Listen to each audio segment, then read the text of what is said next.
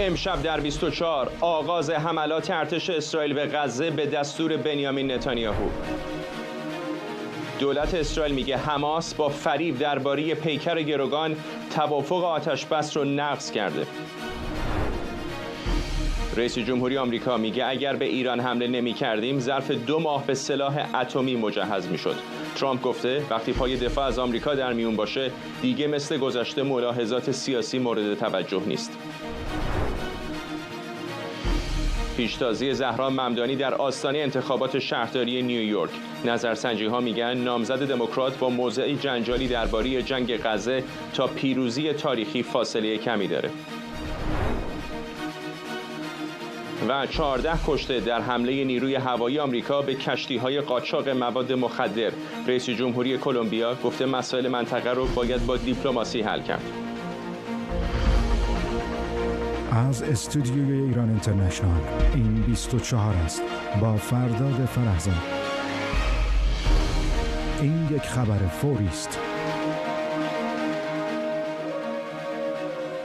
بینندگان ایران اینترنشنال در ایران و سراسر جهان سلام و وقت بخیر. برنامه رو با خبری فوری شروع می‌کنیم. بنیامین نتانیاهو نخست وزیر اسرائیل با صدور دستور حمله فوری و گسترده به غزه اعلام کرده حماس توافق آتش‌بس رو نقض کرده. همزمان رسانه‌های اسرائیلی از آغاز درگیری میان نیروهای ارتش و اعضای حماس در نوار غزه خبر میدن. پیشتر سخنگوی ارتش اسرائیل با انتشار ویدئویی گفته بود اعضای حماس با اجرای نمایشی ساختگی از کشف و دفن بقایای یک جسد تلاش میکنن اون رو به عنوان یک جسد یکی از سربازان اسرائیلی معرفی کنن.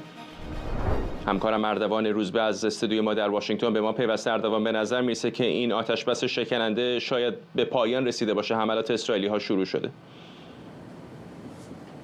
خب همونجوری که اشاره کردی، بقایای جسد اوفیر سافارتی، کسی که 2 سال پیش حماس رسما اعلام کرده به سربازی که کشته شده رو، در واقع بخش از بقایای جسد اون رو پهپادهای اسرائیلی در یک ویدیو منتشر کردن، رسوایی در واقع روشن کردن که حماس به دنبال ساختن یک سناریو هستش و عملاً صلیب سرخ رو گول زده. یعنی این جنازه رو بخشای تکه‌هایی که از اون باقی مونده رو در پارچه سفیدی پیچیده، دوباره دفن کرده و نیروهای صلیب سرخ گفته که بیان تحویل. و این شروع درگیری تازه بود. همونجور که ما میدونیم یکی از اتفاقاتی که از اول این صلح مطرح بوده مسئله بازگشت اجساد کشته شدگانی بوده که حماس قول تحویل اونا رو داده بود، اما در چند مورد حتی اشتباه تحویل دادن یک جنازه غیر اسرائیلی و چیزهای از این دست خشم و حساسیت به خصوص جریان راست رو در کنست و سیاستمداران راست اسرائیل به وجود آورد و اونها اون موقع خواستار تشدید حملات به حماس شده بودند. اما نکته بعدی که اینجا وجود داره، از 3 ساعت قبل ما میدونیم تعدادی از نیروهای ارتش اسرائیل در منطقه گذرگاه رفح مورد حمله مسلحانه نیروهای مسلحی که قاعدتا به نظر میرسه باید حماسی باشن قرار گرفتن و این آتش درگیری افزایش پیدا کرده. به محض اینکه بنیامین نتانیاهو اعلام کرد عملیاتی رو برای در واقع دوباره حمله به حماس آغاز خواهد کرد، صدای پرواز هواپیماها در مناطقی از اورشلیم شنیده شد و در نهایت اینه که این پروازها منتهی به بمباران بخش‌هایی از غزه شده. حالا مهمتر این هستش که شاخه نظامی حماس پیش از این گفته بود که امشب به وقت محلی یک جنازه رو تحویل خواهد داد، ولی حالا اعلام کرده به دلیل حملات ارتش اسرائیل جنازه رو فعلا تحویل نخواهد داد. ارتش اسرائیل تاکید داره میکنه که با وضعیت موجود این تبادل آتش در حال حاضر، همین الان که ما داریم با هم صحبت میکنیم، در بخش‌های مختلف با سلاح‌های ضد تانک به نیروهای اسرائیل مورد هدف قرار دادن و در حال ارتش اسرائیل در حال درگیری است. همزمان آقای نتانیاهو در تلاش هستش که با گرفتن نظر مثبت کنست میزان حضور ارتش رو در مناطقی از غزه دوباره افزایش بده.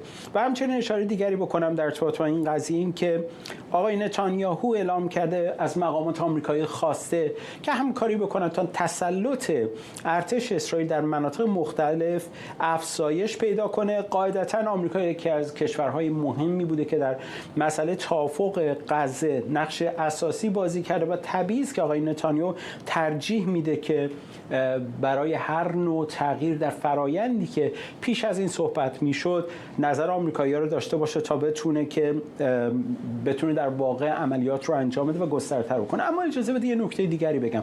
به هر حال از نظر بسیاری از تحلیلگرا چند نکته اساسی وجود داشته که این صلح رو، این توافق 20 ماده‌ای آقای ترامپ رو بسیار ترد و شکننده پیش بینی کرده بودن و حالا به نظر میرسه که این نکته خیلی هم بیراه نبوده. نکته اول اینه که گروه‌های تصمیم گیرنده در حماس، اونایی که بیرون از خاک غزه هستن، در واقع مثل کسانی مثل دفتر سیاسی، در واقع از همون زمان هم مشخص بود که چندان هم تسلطی به جریان موسوم و حالا بخش نظامی حماس که در داخل قرار داره ندارن. یعنی در واقع اونها تصمیمات خودشون مستقل‌تر میگیرن و فرمانده فعلی جانشین سموار هم تاکید کرده بود که بسیاری از این گروه‌ها مثل میلیشیا عمل می‌کنن و ممکن اونها توان کنترل اونها رو نداشته باشن، ولی در نهایت این هستش که حالا به نظر میرسه که این معادله درست انجام نشده و حالا ارتش اسرائیل تصمیم داره این عملیات ادامه بده. در نهایت نتانیاهو اعلام کرده حالا تصمیم خواهند گرفت که حملات رو ادامه بدن و ارتش و نیروهای حماس هزینه سنگینی رو خواهند داد. ممنونم از تو. خبرنگارمون اردوان روزبه از واشنگتن دی سی با ما.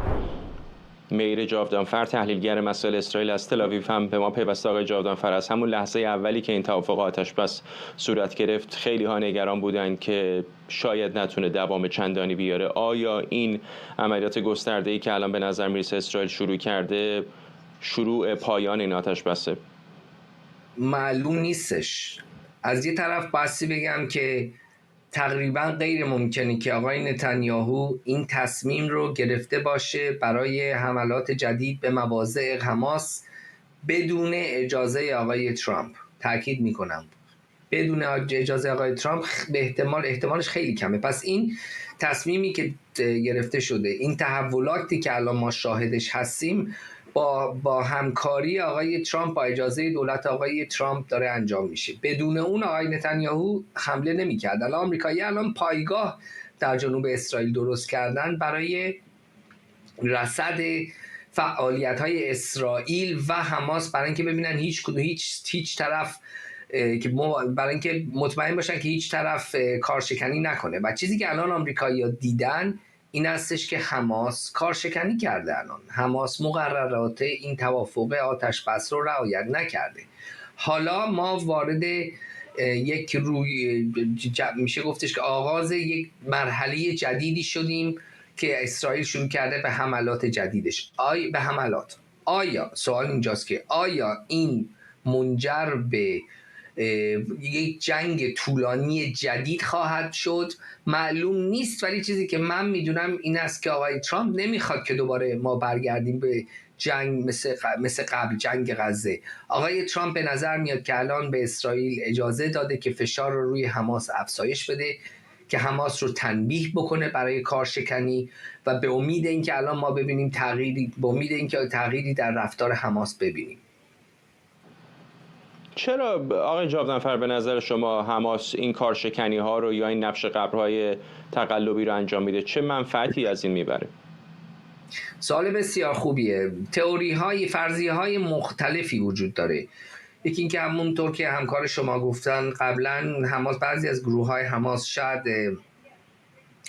رعایت نکنن مقررات و دستورات از مرکز از فرماندهان ارشدشون در دوحه یا در خود غزه، یا اینکه حماس الان براش خیلی مهمه که برگرده به جنگ در حال حاضر، چون میبینه که الان در غزه مخالفانش زیاد هستن و الان که جنگ تموم شده و رفته الان سر مخالفان و در اونها رو تیربارون میکنه، الان تمام تمرکز روی این کارهای حماس هستش، کشتار مردم غزه هستش به دست حماس. پس احتمالش وجود داره که حماس به دنبال یک رویارویی جدیدی با اسرائیل هستش برای اینکه حواس مردم غزه رو و حواس رسانه ها رو پرت بکنه به اون سو، چون نمیخواد که تمرکز روی کشتار و شکنجه مردم غزه باشه، همونطور که ما دیدیم در هفته های اخیر بعد از اینکه این آتش بس شروع شد. اینها فرضیه هستن، فرضیه های این دوتا فرضیه اصلی هستن. در حال حاضر واقعا من بایستی بگم به عنوان کسی که فکر میکرد که واقعا این جنگ خوب بود 6 ماه پیش تموم بشه، الان من میبینم که واقعا حماس الان رفتاری که داره میکنه چقدر مضر هستش، نه فقط برای مردم اسرائیل، برای مردم خود غزه. الان شما غزه رو ببینید بعد 2 سال، ببینید تبدیل به چی شده. و مردم غزه، من مطمئنم، من یه اسرائیلی ام، من در تل‌آویو زندگی میکنم، ولی من مطمئنم که مردم غزه مانند ما در اسرائیل میخوان برگردن سر خونه و زندگی خودشون، میخوان دوباره برگردن به آرامش، به یه خورده ثبات. ولی متاسفانه ما میبینیم که این گروه بیرحم حماس الان به منفعتش نیست و داره واقعا این منطقه رو، ثبات شکننده این منطقه رو دوباره به چالش میکشی. برای چی؟ برای هیچی، واقعا فقط برای منافع خودش. آقای جاودانفر، زمانی که گروگان‌های اسرائیلی در غزه بودند، بالاخره یک ملاحظاتی به گمانم ارتش اسرائیل اونجا داشت برای اینکه جان اونها در خطر بود. الان که دست کم تمام گروگان‌های زنده بازگشتن، اگر این آتش اسرائیل در غزه فراتر بره، گمان نمی‌کنید که ممکن حتی خیلی فراتر از جنگ 2 سال گذشته باشه، برای اینکه دیگه نگرانی برای حضور گروگان‌ها هم وجود نداره؟ بستگی داره به آقای ترامپ. اگه فقط بستگی داشته باشه به آقای نتانیاهو، ایشون برخواهد گشت به جنگ مانند قبل، چون میدونه که کسانی هستن در دولت خودش که به شدت هم پیمانان و شرکای خودش هستن که به شدت ناراضی هستن که این جنگ تموم شده، چون اونها میخوان برگردن به غزه، میخوان در غزه شهرک‌های یهودی و شهرک‌های اسرائیلی دوباره تأسیس بکنن. حتی به پلیس‌های اسرائیلی، یکی از وزرای اسرائیلی قول داده بود که در اونجا ویلاها و خونه براشون خواهد ساخت.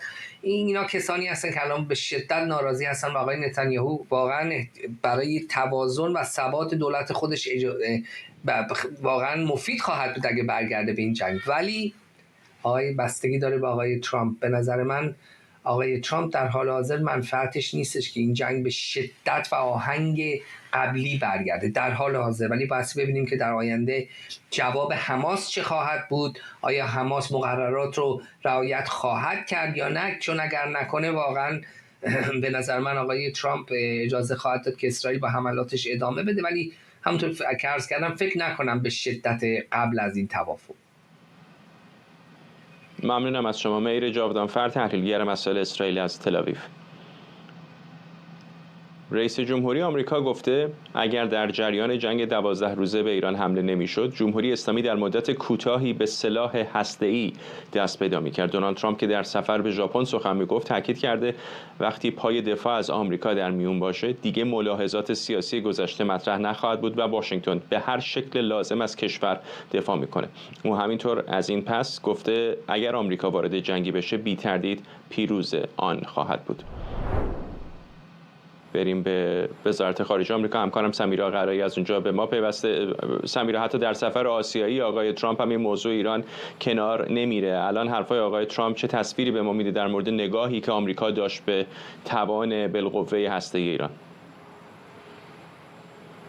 فرد آقای ترامپ در این ماه‌های اخیر هر جا که رفته یا حتی در همین ایالات متحده هر جا که سخنرانی کرده اشاره کرده به اقدامی که علیه تأسیسات هسته جمهوری اسلامی انجام داد و وقتی که میخواد راجع به صلح صحبت بکنه، وقتی که میخواد راجع به اقتدار ایالات متحده صحبت بکنه، این بحث جایزه صلح نوبل و اینها همه میدونن مطرح بود. آقای ترامپ به عنوان یکی از نامزدها از سوی برخی از کشورها داشت معرفی میشد. وقتی میخواد از این صلح طلبی خودش بگه، مثالش حمله به تأسیسات هسته جمهوری اسلامی و اینکه با مهار برنامه هسته جمهوری اسلامی تونسته در منطقه صلح رو برقرار بکنه، آرامش رو برگردونه. در جریان توافق آتش‌بسی که در شرم الشیخ داشت امضا میشد، آقای ترامپ بارها به این اشاره کرد که جمهوری اسلامی یک ابر سیاه بالای سر خاورمیانه بود که نمیگذاشت که این آتش‌بسی ایجاد بشه و این او بوده که ابر سیاه رو تارونده، از بین برده و از طریق حمله به تأسیسات هسته این کارو کرده. پس وقتی که میخواد راجع به صلح طلبی خودش و راجع به اقتدار ایالات متحده صحبت بکنه، اشاره میکنه به این تأسیسات. پیشتر هم در مجله تایم که باهاش صحبت کرده بودن، در اون گزارش گفته بود که الان دوره این نیست که کشورها به ایالات متحده نگاه کنن، به کشور نگاه نمی‌کنن، به فرد نگاه می‌کنن، به من، به دونالد ترامپ نگاه می‌کنن. برگردم دوباره به سخنرانی که در ژاپن در جمع سربازان آمریکایی انجام داده. آقای ترامپ از اون اقدام خودش یاد میکنه و بعد میگه ما از این به بعد وارد هر جنگی که بشیم اون جنگ رو خواهیم برد، جوری میبریم که تا به حال کسی نبرده، ملاحظات سیاسی رو کنار خواهیم گذاشت، میریم وارد کشور میشیم، یک کشور میشیم و اونجا رو منفجر میکنیم.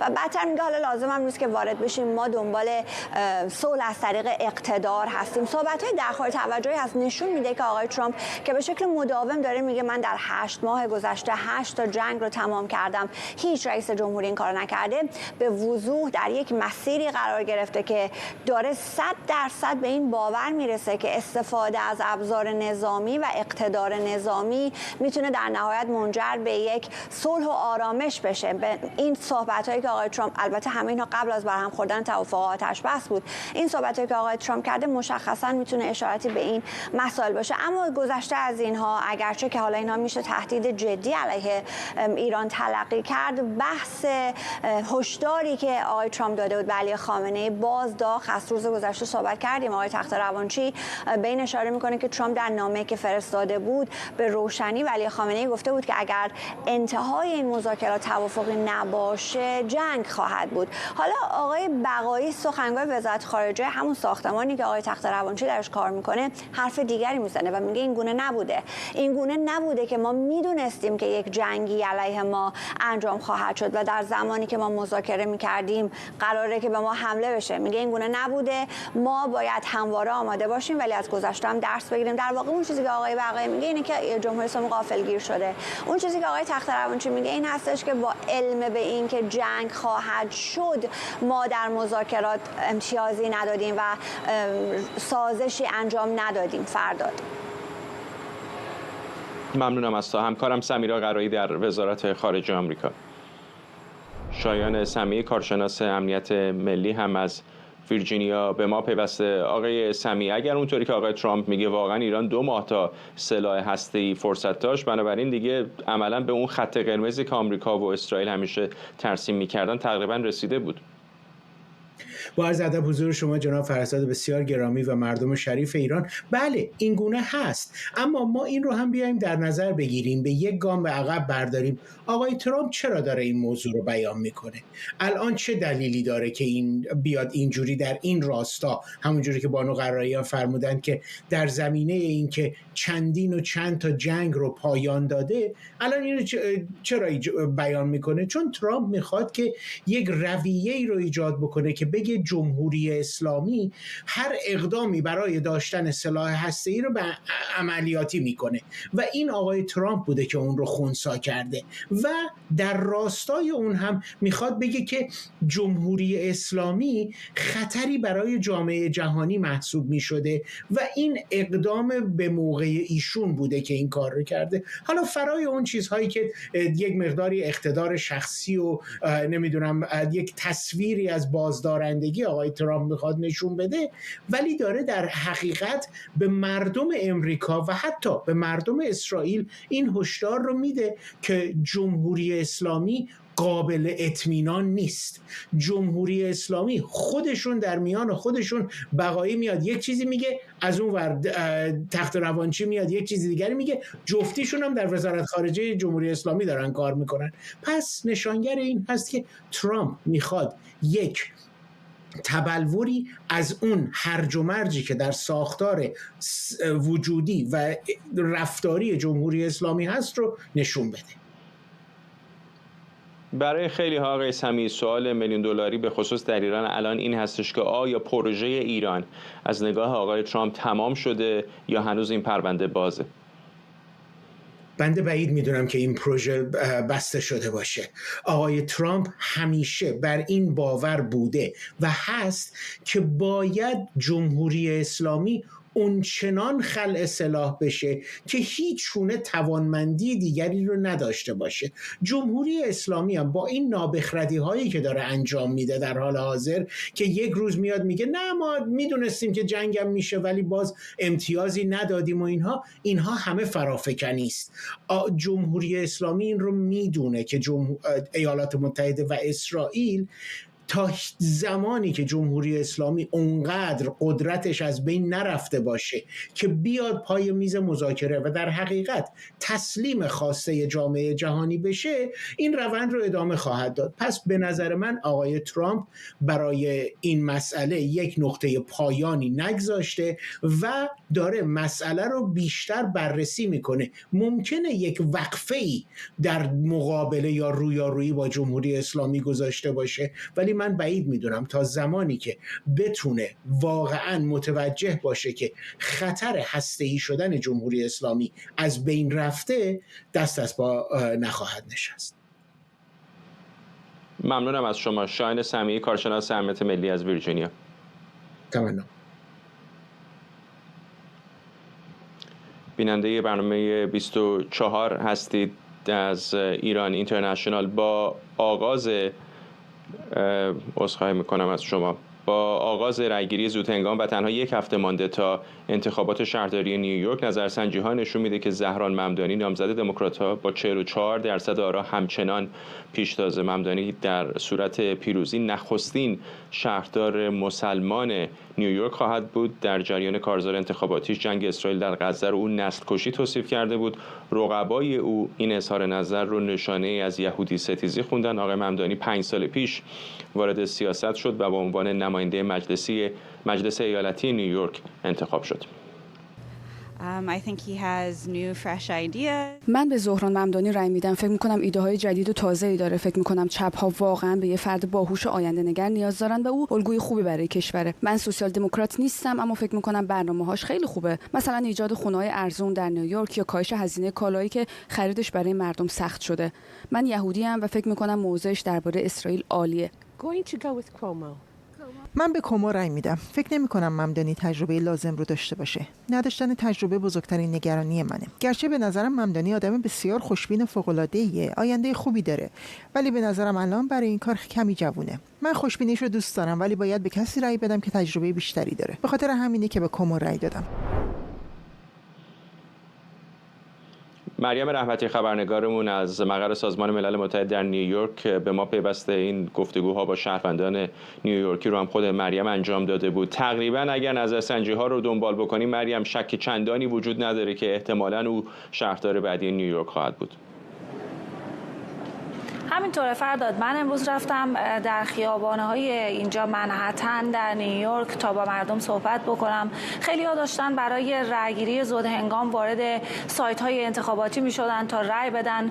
من تقریبا با 7 نفر مصاحبه کردم فرداد و از این 7 نفر فقط 1 نفر گفت که قرار هست که به کومو رأی بده. بیشترشون طرفدار زهران ممدانی بودند و می‌دونیم که این انتخابات بسیار انتخابات مهمی هست و انتخابات شهرداری نیویورک دیگه الان مربوط به شهر نیویورک فقط نمیشه و از ایالت نیویورک هم حتی فراتر رفته و در رسانه‌ها و نقاط مختلف کشور و جهان بازتاب پیدا کرده. میدونیم که زهران ممدانی نامزد دموکرات‌ها هستش، در بیشتر نظرسنجی‌ها در صدر قرار داره. طبق آخرین داده‌ها ممدانی حدود 45% حمایت داره و اندرو کومو فرماندار پیشین نیویورک با فاصله نزدیک به 20% در جایگاه دوم قرار داره. میدونیم که ممدانی سوشال دموکرات و از سوی جناح چپ حزب دموکرات حمایت میشه. کسانی مثل اوکاسیو کورتز و بارنی سندرز کنارشن.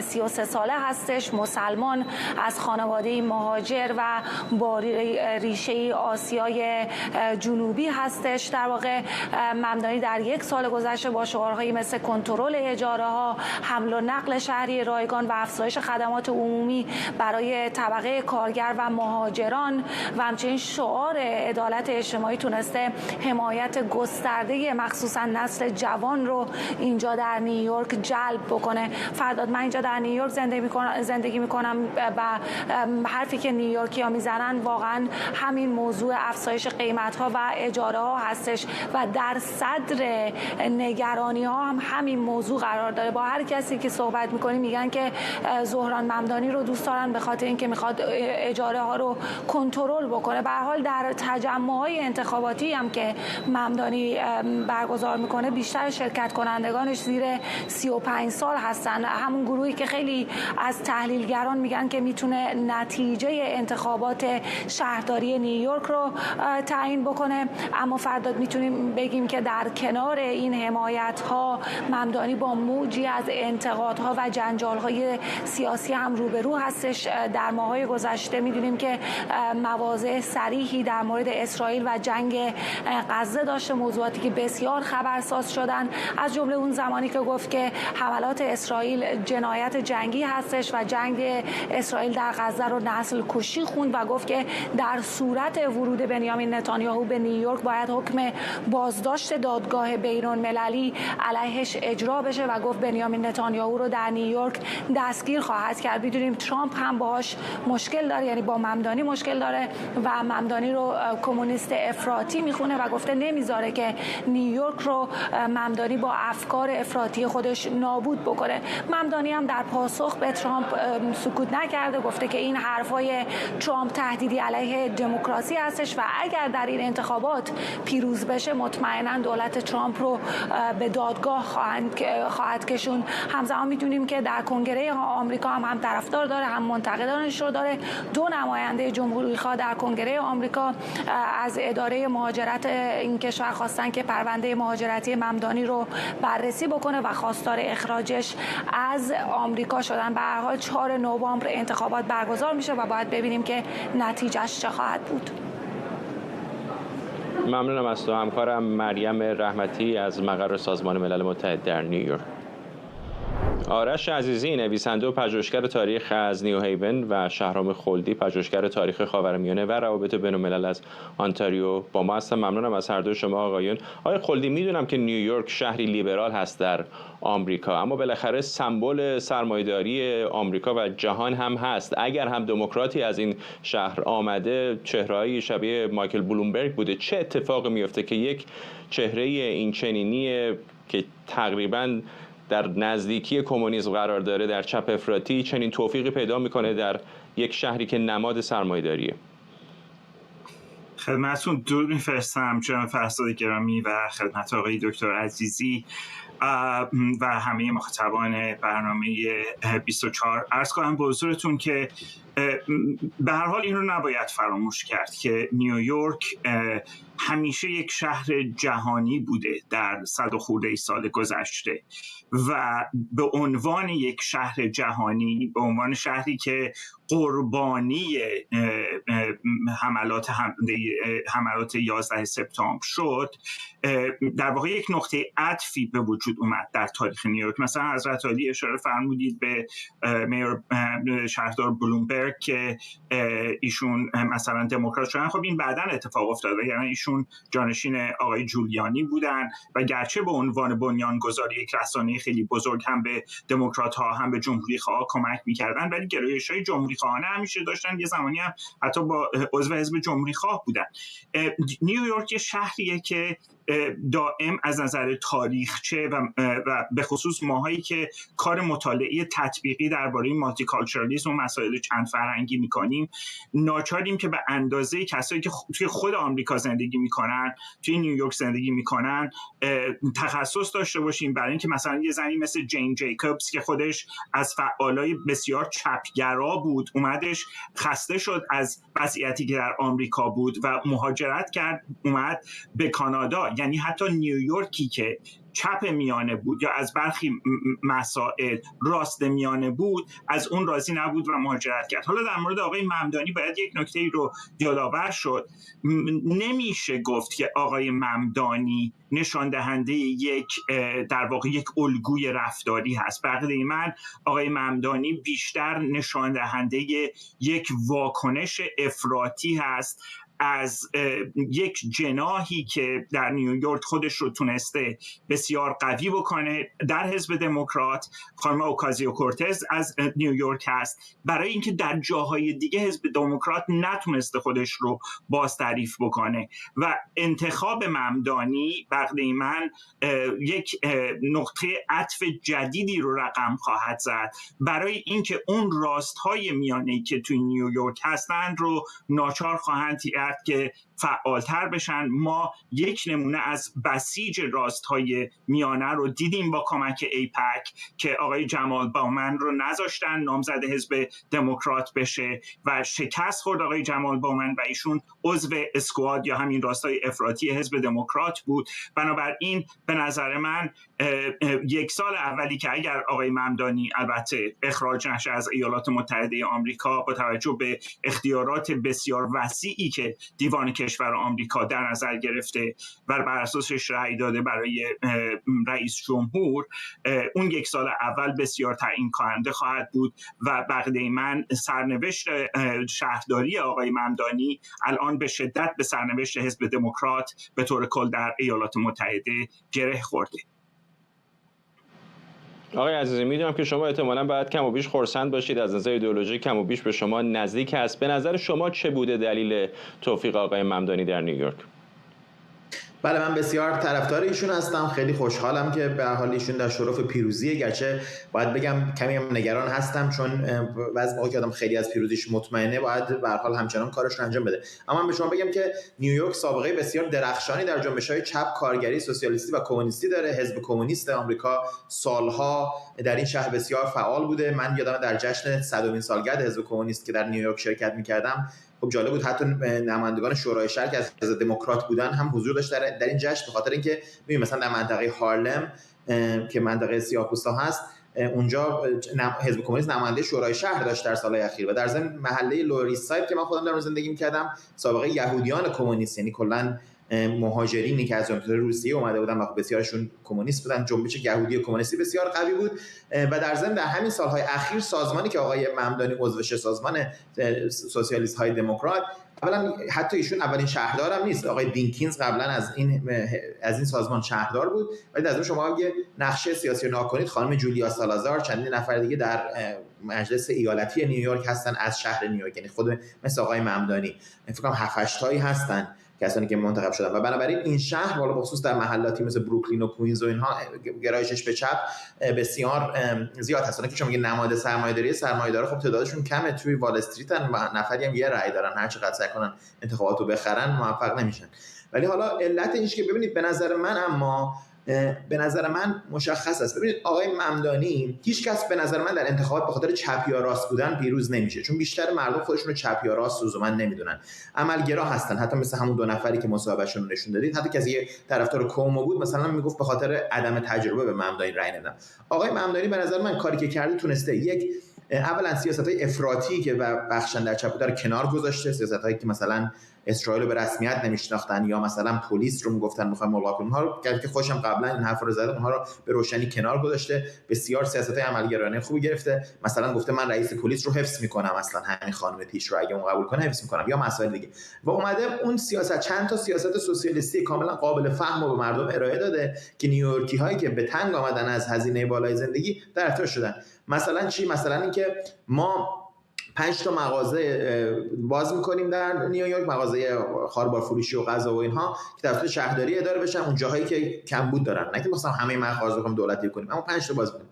یا مثلا اتوبوس‌ها رو سریع‌تر می‌کنیم و رایگان می‌کنیم، یا مثلا اجاره رو میایم کنترل می‌کنیم. و خلاصه به نظر من اینها باعث شده که به نظر من یک الگویی هم هست برای حزب دموکرات. حزب دموکراتی که واقعاً نتونسته اپوزیسیون خوبی مقابل ترامپ باشه، به این خاطر که میان سیاست‌های مشخص و روشن نمیگیرن. و در ضمن این نشون میده که جناح سوسیالیستی در آمریکا، ببینید اگه ممدانی پیروز بشه این مهمترین پیروزی سوسیالیست‌ها در آمریکا در چند ده سال اخیر خواهد بود. به این علت که یعنی آقای در یک سمت اجرایی، یک سوسیالیست در سمت اجرایی در آمریکا تقریبا وجود نداره. یعنی الان مثلا 2-3 نفر هستن این برای یه شهرهای کوچیکی تو کالیفرنیا، یه کانتی در مثلا مریلند و اینها که سوسیالیستن، اونها هم بعضی در اسم واقعا، ولی آقای ممدانی سوسیالیست شناخته شده، چهره‌ای که کاملا خب جنبش سوسیالیستی در این کشور پشتش هست. بنابراین پیروزی بسیار مهمی خواهد بود و در ضمن خب باید سعی کنه از اون پیروزی باید استفاده بکنه و خب وزن بسیار زیادی بر دوشش هست. اما به نظرم خلاصه اگه بخوام بگم نشون میده موفقیت ایشون که اگه سوسیالیست ها بیان برنامه‌های ارائه بدن که مردم، یعنی برنامه‌هایی که قابل فهم باشه برای مردم و بتونه با احساسات مردم و با افکاری که مردم دارن راجع به شهرشون ارتباط برقرار کنه، موفق خواهند شد. همونجوری خانم اوکاسیو کورتز هم نشون داده، آقای سندرز هم نشون داده قبلا اینها.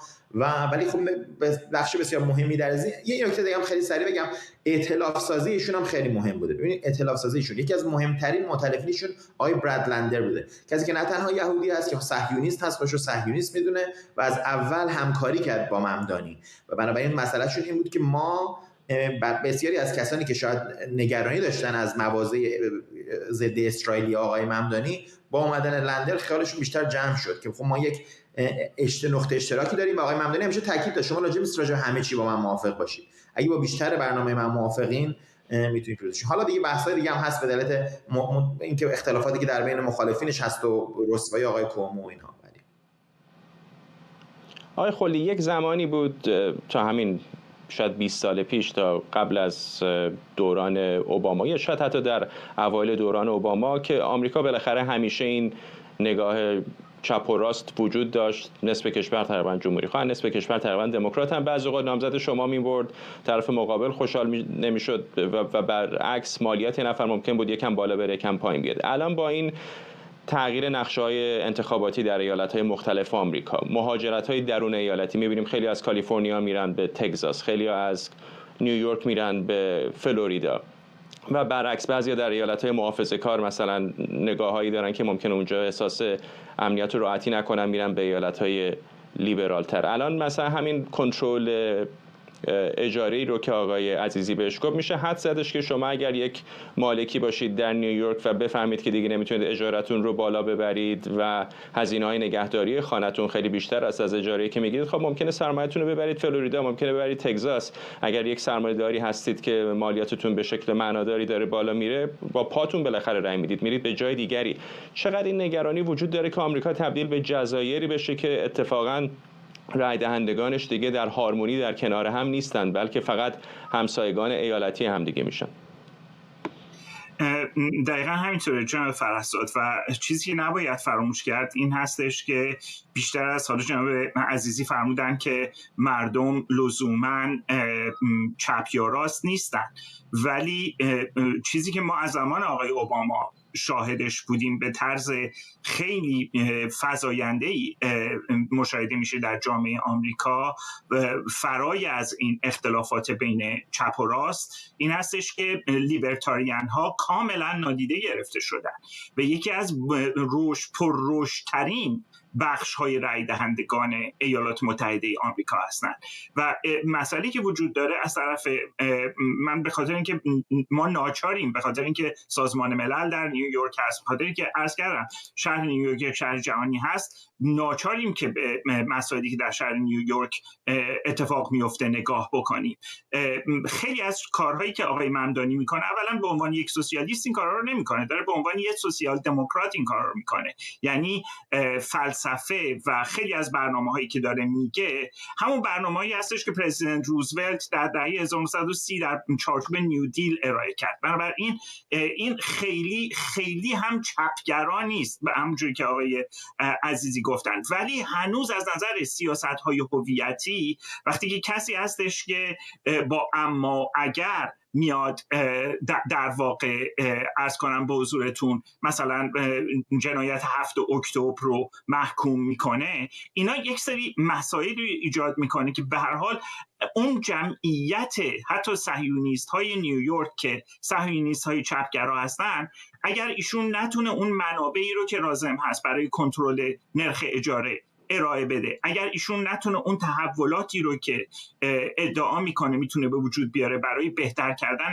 ترانسپورت عمومی، حمل و نقل عمومی ارائه بکنه، بلافاصله شروع میکنه مشروعیت خودش رو از دست دادن و این در تاریخ نیویورک بی سابقه نیست. اتفاقا موفق ترین عرض کنم شهرداران یا فرمانداران نیویورک کسایی بودن که از طرف راست اومدن و منظورم فرماندار ایالت نیویورک و یه سری برنامه‌های سوسیال دموکراسی رو دقیقاً با همین توجه به حفظ سرمایه و دادن انگیزه به سرمایه گذارهای بزرگ و شرکت‌های بزرگ اومدن انجام دادن که مهمترین نمونهش نلسون راکفلره. و من فکر نمی کنم که ما از نلسون راکفلر پروگرسیوتر و مترقی‌تر از نظر خیلی از برنامه‌هایی که جناب عزیزی و دیگران دوستان سوسیالیست یا سوسیال دموکرات ازش صحبت میکنن مترقی‌تر داشته باشیم. آقای ممدانی یکی از مهمترین مشکلاتش این هستش که به نظر من دوگانه سوزی به زبان نسل زد امروز ایرانی خیلی داره در مواضعش و به محض اینکه نتونه اون قولهایی رو که از نظر و من متاسفانه باید این رو عرض بکنم پوپولیسم سوسیالیستی داره به مردم میده به تحقق برسونه، به خصوص با توجه به این کات‌ها، با توجه به این کاهش کمک بودجه از دولت فدرال ایالات متحده، اون وقت توی دست انداز خواهد افتاد و فرار سرمایه همیشه اولین چیزی بوده که در نیویورک اتفاق افتاده. هر وقت یه شهرداری اومده که خیلی فشار بیاره به بیزنس‌های مختلف و اولین جایی که چه مردمی که توی نیویورک زندگی می‌کردن، چه شرکت‌هایی که توی نیویورک بودن سرمایه‌شون بهش فرار کرده، فلوریدا بوده. ممنونم از هر دو شما. بحث داغی دوست داشتم بیشتر صحبت بکنم و متاسفانه فرصتمون در این بخش به پایان رسیده. ممنونم از هر دو شما، آرش عزیزی نویسنده و پژوهشگر تاریخ از نیو هیون و شهرام خلدی پژوهشگر تاریخ خاورمیانه و روابط بین‌الملل از آنتاریو. پیت هگست وزیر جنگ آمریکا اعلام کرده به دستور رئیس جمهوری دونالد ترامپ 4 کشتی حامل مواد مخدر در شرق اقیانوس آرام هدف حمله قرار گرفتند. او گفته این کشتی‌ها تحت کنترل سازمان‌های تروریستی بودند و در این عملیات 14 نفر کشته شدند. به گفته هگست عملیات در آب‌های بین‌المللی انجام شده و هیچ نیروی آمریکایی آسیب ندیده. این حمله هوایی در حالی انجام شده که گوستاوو پترو رئیس جمهوری کلمبیا هشدار داده هر گونه اقدام نظامی علیه ونزوئلا یا کلمبیا خط قرمز محسوب میشه و اون رو حمله علیه کل آمریکای لاتین تعبیر خواهد کرد.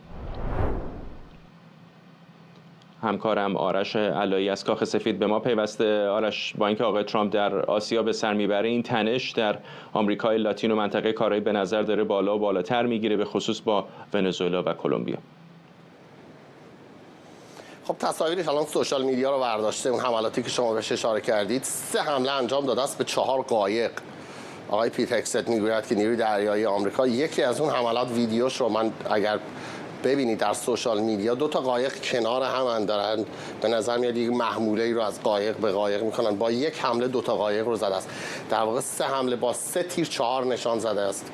نیروی دریایی آمریکا 14 نفر کشته شدن، 1 نفر نجات پیدا کرده است. پنتاگون میگوید این 1 نفر رو هم نیروی دریایی مکزیک نجات داده است. خیلی ها در واشنگتن الان سوال میپرسن آیا این تعداد از نیروی دریایی آمریکا، تفنگداران نیروی دریایی، ناوهای مختلف، هواپیماهای جنگنده مختلف، این همه از پهپادهای MQ-9 که اونها موشک‌های هلفایر دارن، MQ-9 همون پهپادهایی است که دور و بر جمهوری اسلامی را میچرخند، پهپادهایی است که برای کشتن قاسم سلیمانی استفاده کرد، اینها الان در کارائیب و در اقیانوس آرام شرقی چه میکنن؟ تعداد زیادی از سربازان آمریکایی اونجا هر هفته هم دارن اضافه میشن.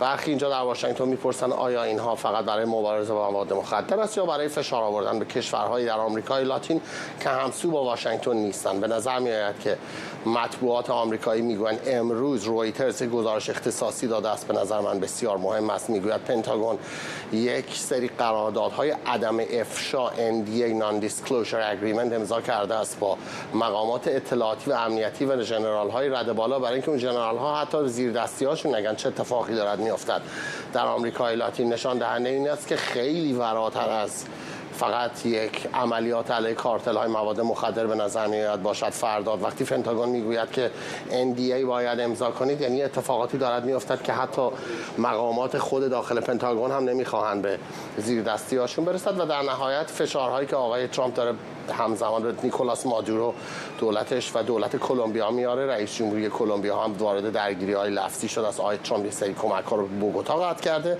ولی در مقابل می‌بینیم به آرژانتین خاویر میلی چقدر کمک می‌کند. 20 میلیارد دلار الان براش سواب ارزی انجام داده است. ممنونم از تو همکارم آرش علایی از کاخ سفید با ما، و ممنونم از شما که بیننده برنامه 24 امشب بودید. برنامه رو کمی دیرتر میتونید دوباره در یوتیوب ایران اینترنشنال ببینید. تا فردا و برنامه بعدی بدرود.